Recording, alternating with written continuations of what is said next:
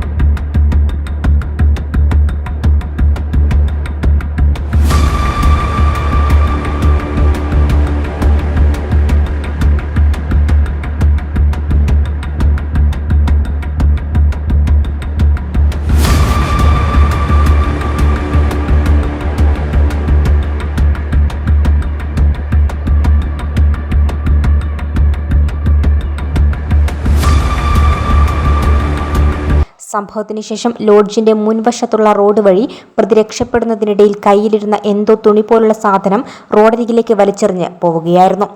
ആ സമയം ടോർച്ച് ലൈറ്റുമായി എതിരെ വന്ന വയോധികൻ എന്താണ് വലിച്ചെറിഞ്ഞതെന്ന് ചോദിച്ച് യുവാവിനെ ചോദ്യം ചെയ്തപ്പോൾ യുവാവ് തിരികെ പോയി വലിച്ചെറിഞ്ഞ തുണിയെടുത്ത് പ്രതി ധരിച്ചിരുന്ന വസ്ത്രത്തിനുള്ളിൽ ഒളിപ്പിച്ചു കൊണ്ടുപോകുന്നത് കാണാം.